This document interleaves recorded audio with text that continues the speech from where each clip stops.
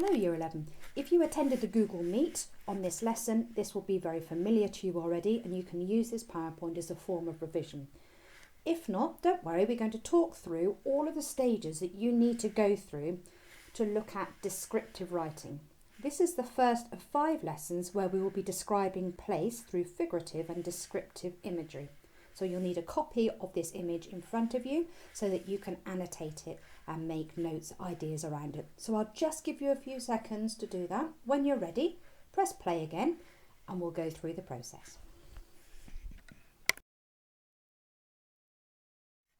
Now, to help you get started on how to describe a place, aiming for about 500 words, which handwritten looks like about 2 sides of A4, you need to start thinking about the setting as being like a character, as if it has a series of thoughts and feelings, a personality. And then if you do that, it'll help you to pick up the atmosphere of the place as if it were the mood of a character. So just spend a few minutes looking at the image and seeing what kind of feelings you get from this place. Record this down on your annotated copy of the image. Now, the aim of description is to not only describe what you can physically see, but is to try and communicate the atmosphere of the place to your readers. They need to know what it felt like for you to actually experience living and breathing and seeing this scene in front of them. So what an ideal approach is to move around the picture. So you're looking at different elements of this image. And what you could do is look at the overall mood, the feeling of the place, the atmosphere first of all. And then you could focus on something that might catch your eye. Now for me, the thing that catches my eye most of all is the tents, how bright and colourful they are, how they're sort of cramped upon one another, almost huddled and hustled together. Or you could look at something big like the trees as the canopy around. Or if you're interested, you might want to look at the items that are hanging around the tents, or you could even just gaze into the distance and look at that clearing on the right hand side. As long as it's a large area, then you want to zoom in to one focus, one detail. So that could be the happy heron sign you can see on the left hand side of the image. It could be the girl walking into the image, or it could be that bright green thing on the right hand side, which for me looks like a deflated balloon. You could have a lot of fun in describing that. So imagine that you're staring there looking at this one detail, and then something, maybe a noise or perhaps a sound, distracts you and forces you to turn your head. Take a change your direction. And you can describe things that are just outside of the image as well as inside the image. So you might, for example, want to describe perhaps the cleaner who's just come in the early morning, or it might be the toilet block, the shower block behind you, or perhaps a fire pit and the remnants of last night's fun. And then in your last section, you could think about your last impression. Imagine that you're walking away, you're looking over your shoulder. What's the last thing to really grasp your impressions, your imagination? And that's how you want to end your piece of writing.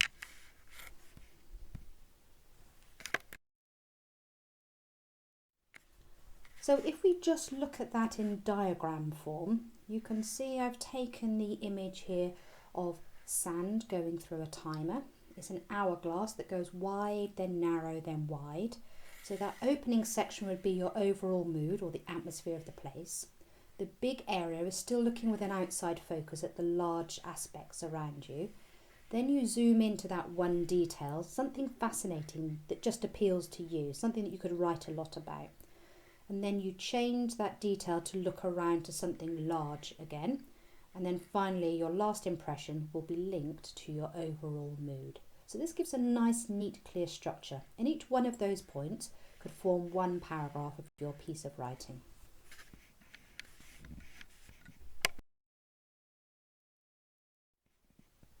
Now, one good way to try to get started with a question like this, describe the scene, is to gather some information. Just make your first impressions in annotation form. What kinds of feelings, atmosphere come to your mind? And then at this point, you can start to gather the language that you want to use to make it sound descriptive rather than persuasive or simply informative. And to do this, you can use 2 types of imagery. Descriptive imagery, which encourages you to use the 5 senses, or figurative imagery, which is what we're going to be focusing on in this lesson. And what figurative imagery does is it uses the figures of speech that you and I may use in our everyday lives. So if you have a look at the example below, you have, if it is raining hard, we might say it's hammering it down. And so what we're looking at here is the idea of hammering compared to raining. The writer here is making a comparison between the two. And if something's hammering, you can hear the knock, knock, knock, knock. Or perhaps the rain is so hard that it's banging on a window or banging on a tent roof in this case. It's so hard that it has a repetitive sound. Bang, bang, bang, bang, hammer, hammer, hammer, hammer. You can hear that rain repeatedly coming down. So it might suggest that it's a long storm, not just a short shower. When you hammer, it suggests there's force and strength. Perhaps the rain's coming down so hard, it has a forceful feeling to it. So we're going to be looking at figures of speech that you could use to describe the place in a more interesting way, in order that your reader can experience the same feelings, thoughts and experiences that you have had in this place.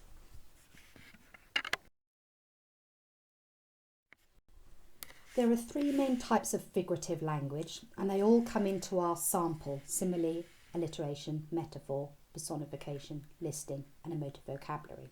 So we're going to be looking at personification today. And if you look at the image on the right hand side, you can see that the sun has been personified as a woman. Perhaps you might describe the sun as a goddess. It has been known in literature before. So when you think about objects, things that don't have feelings and things that don't act in a human way or have a human quality, then what you're doing is turning it into a form of personification.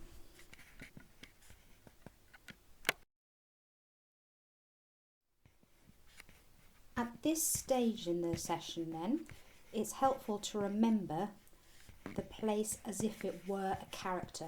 It has a personality of its own, it has feelings, it has thoughts, it might be looking around, looking at us, acting as if it were a human. So what we're essentially doing is we're giving human qualities to this place. We're bringing it alive for our reader. So here's an example. The wind sang her hopeful song through the pencil-thin branches. There's a lovely metaphor there, pencil-thin branches, added to the end of that personification. So you can layer these different forms of figurative language together if you want to. Now, the wind cannot literally sing because it doesn't have a mouth to be able to sing. But the writer's using the singing and the wind as a comparison here. So what's being compared is the sweet sound that people make when they sing, provided they sing nicely, of course, and the sweet sound that the wind is making as the air is moving through such small gaps between the trees that you can almost hear a whistling, tuneful sound. Now, what kind of mood you give that? Maybe you could make it sorrowful, perhaps you could make it sinister.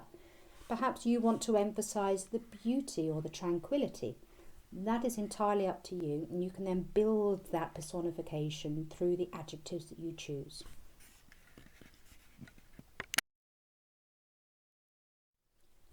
Right, let's just take a look at what we've done so far then. So we've looked at a scene that we've been asked to describe.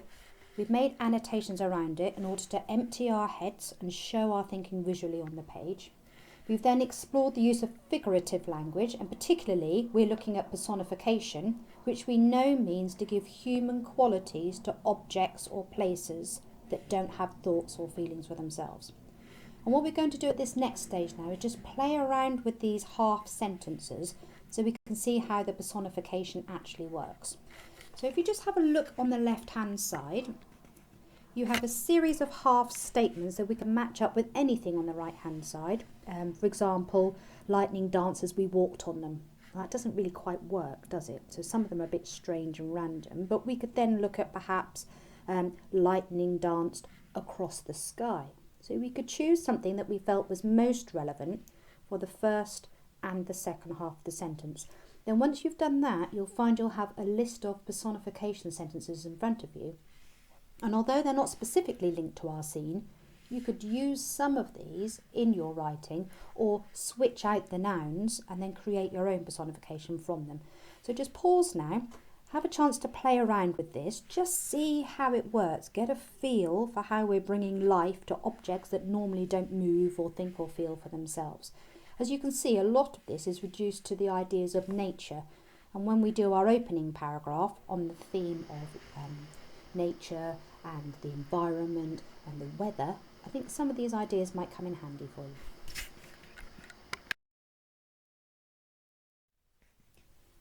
Now, taking a walk around this place, a metaphorical walk of course, and thinking about the mood in general, one thing you could do is think about the general feeling. And for me, everything looks quite still. If you notice, the washing on the line's not really flapping about or moving. And the girl seems to be the only one who's up and about. So I'm imagining it's early morning, especially from the way the light's dancing in the background of the picture. So I'm trying to think of perhaps the sun rising, it's the beginning of a new day, everybody's still sleeping. This is the kind of impression, the thoughts that I'm starting to generate in my mind. And once you're clear about the atmosphere of the place, and you've created quite a nurturing, caring, peaceful mood from this Mother Earth style approach that I seem to be going for, then what you can do is find 5 verbs which might match that mood. So your verbs are your doing word, your actions. They're the muscle of the sentence, remember. So in here we have words like huddling, stretching, mirroring. Maybe the mirrors in the background, looks like there's a bit of reflection going on there, especially on the tent on the right hand side. And breathing and resting. So they're quite peaceful verbs that I'm going to try to put together now into some sentences. So let's see how that's formed. So the power of personification comes in the verbs that you use. Now your verb is your action word. If you like, it's the muscle of the sentence. It's the thing that makes it move and work. So just read through the example here. This student has used personification to describe the weather or the climate of this scene. So I've taken this same idea of the campsite. You'll notice there are references to that. Look how the verbs enhance the description of the campsite. The sunlight was stretching into the cosy campsite, his fingers gently touching the tents as they huddled together at the base of the tree. The stillness in the air mirrored the stillness inside the tents as the light gently breathed on the canvas. So if you notice with those highlighted verbs, all of them are very calm. And that's to match the calm atmosphere that I decided in my head before I did this piece of writing that I wanted to try and communicate to my readers. So yes, you've got it. I am the mystery student. But it's the thinking beforehand that's really important. And then you'll find you'll have a clearer sentence once you've actually put that thought process into action. So as I was playing around with the description of this campsite, I made a clear decision in my mind. What kind of personality was this place going to have for me? And as you can see from the text on the bottom right of this screen, that I've chosen a gentle mother-like figure.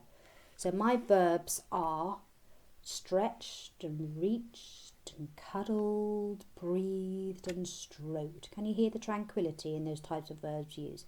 All of them are in the past tense. They have ed endings, but you don't have to do that. You can have some verbs which are using the present tense, ing endings, but you have to make a deliberate choice. You can't just switch from one to another unless you've decided you want to change the tense on purpose. Okay, so we've got this atmosphere that's very calm. We've got our mother-like figures. Noticing now the types of verbs used in the writing. So what I'm going to try to do is take my verbs I've thought about and listed and planned beforehand, and I'm going to try and use as many of them as I can in my paragraph about the place. Stretching out to carefully stroke each tent to life, the sunlight reaches into the darkness of the clearing. All is still, all is calm. Her warmth cuddles around each gem-like tent, gently rousing the sleeping campers to life. She breathes warmth into the chilled bones of each camper, gently burning away the dampness of the morning dew. So you can see the tranquility there, and most of those words are in there. Look, first line, we've got stretching rather than stretched, almost as if the mother's reaching out, trying to protect those tents, drawing the energy of life.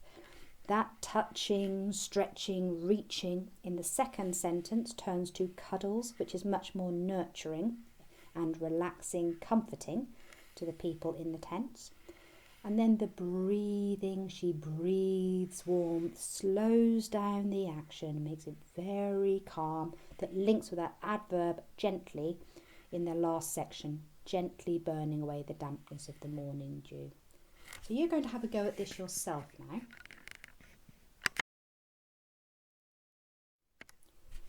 So you're just going to give yourself time to think about what you want to say before you write it. In the end, you'll be describing the weather and the atmosphere of the place in around about 50 to 60 words. That's about 3 to 4 sentences. And you need to decide the personality of your place beforehand, giving your place a character. And then once you've chosen your character, then you need to choose your verbs, which will help you with the personification for the weather afterwards. If you want to go back to the previous slide to see the model, you can do that. But I suggest you take a good few minutes to think, then plan, before you sort of sketch out your first few ideas. You may decide you need to go back to this 3 or 4 times in draft form to try and perfect it.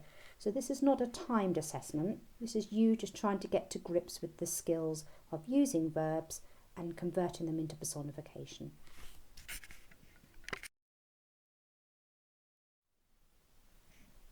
Now, by the time we've completed all 5 lessons, you'll then be able to do a quick questionnaire to explain to yourself how you approach the descriptive task and look at describing your own targets to help you make improvements. So I thought I'd pop this up here on the first video so that you can see what we're aiming for. And you can probably notice the third one from the bottom is the sample, and we're focusing on P for personification today. So we're actually covering some assessment objective number 5 skills today. So there it is for future reference. Now, once you have completed your work, you need to put it onto a Word document, save it, and then complete the paragraphs for lessons 2 to 5. And once all of your paragraphs are complete, then you can submit your work on to Google Classroom, and then I will give you feedback and you'll have a mark for your GCSEs. Okay? Have fun with it then.